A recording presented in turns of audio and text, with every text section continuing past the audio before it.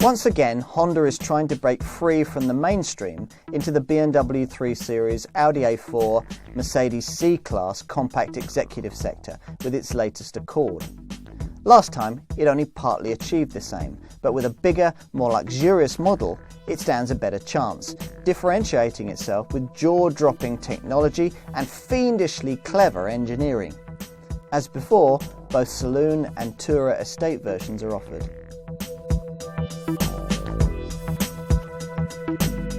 Honda isn't alone in trying to break the German stranglehold on the compact executive sector.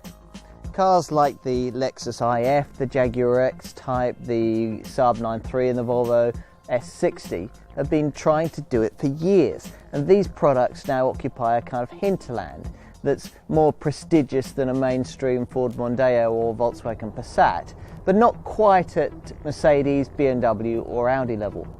Honda's Accord was mainstream not so long ago, but the 2002 generation model placed this car firmly in the sub-premium area I've just been talking about, something continued by this 2008 generation model. Now, in many ways, this is a very sensible place to shop if you're looking for a compact executive car. You still get a pretty prestigious badge, but you can expect a lot more for your money. In Honda's case, this with promise means a lot of Honda technical know-how. Difficult is worth doing, as the ads say. Let's see if they're right. The big news with the generation Accord that we're looking at here is an all-new diesel engine. Honda call it deter, and it's the one that I'm driving here. It develops 149 brake horsepower at 4,000 RPM, and it's usefully more refined than the old 138 brake horsepower CTDI engine that campaigned in this car previously.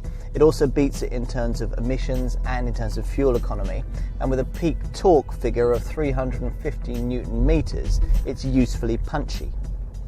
Otherwise, there are two petrol engines, starting with the 155 brake horsepower 2-litre VTEC with its revised valve lift and timing and improved gas flow, or there's 198 brake horsepower 2.4-litre VTEC, which has had a number of internal revisions in order to make that figure without recourse to turbocharging. All the engines get a 6-speed manual gearbox, and both petrol units have the option of a 5-speed automatic. Now, Honda benchmarked the BMW 3 Series in the development of this Accord, but then most manufacturers do. It's how close they came that matters. Well, this Accord features a lower centre of gravity, better body rigidity, a wider track across the axles, there's a variable rate damping, a revised multi-link suspension system to improve agility, and there's a quicker ratio steering rack. So all of these are solid improvements, but none of them are really groundbreaking. The Accord differentiates itself from the opposition in other ways. The exterior isn't going to shock too many customers. Despite being a completely fresh design from the ground up, this generation Accord shares many styling cues with its predecessor.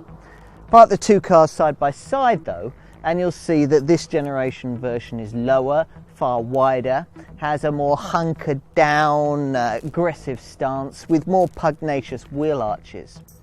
The V-shaped grille and the sculpted headlamps give it some serious rear view mirror overtaking presence too, and the Tourer estate model's rising waistline gives it an aggressive stance. The cabin's been improved, ridding the Accord of the rather lightweight, reedy feel of older versions.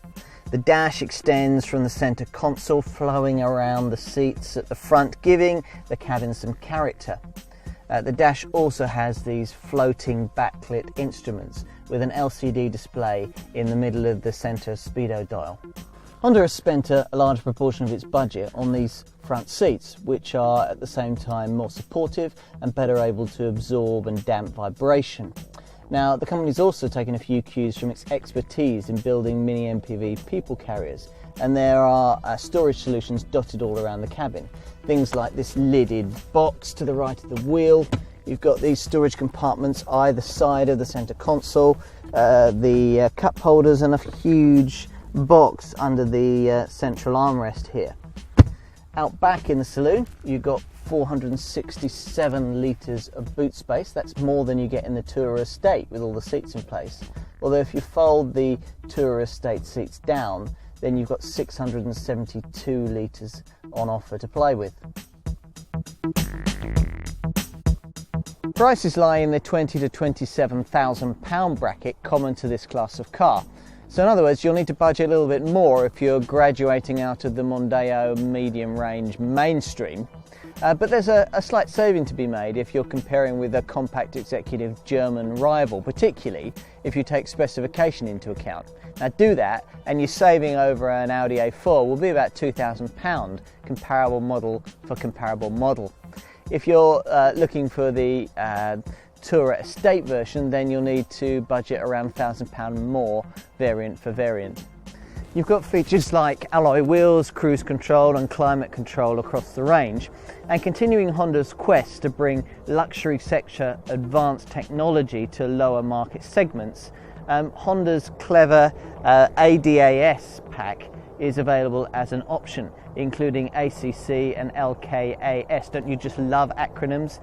Basically what it does is that the cruise control cuts in and brakes if it thinks that you're too close to the car in front, and it also helps out dozy drivers on highways who veer out of their lanes.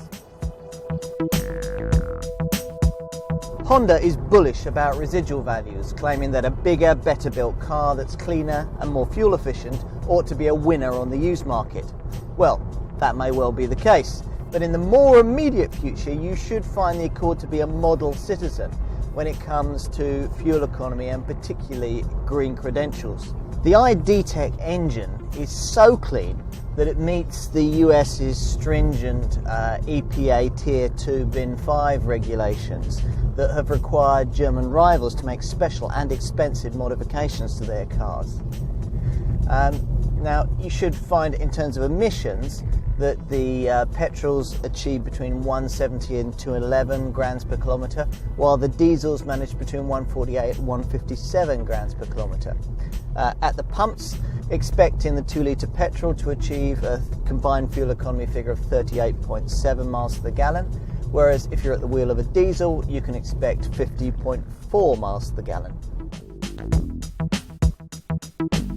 So without doubt, this is a bigger, better built car than its predecessor. It's more physically imposing, and the hardware under the bonnet has improved substantially. But then every rival will say the same. Despite this, there's no doubt that the Accord continues to inch up market. It may not tempt too many loyal to the German marques, but that's because, rather refreshingly, it continues to offer something that's that little bit different and very appealing. If you want a BMW 3 Series, then BMW makes a pretty good one.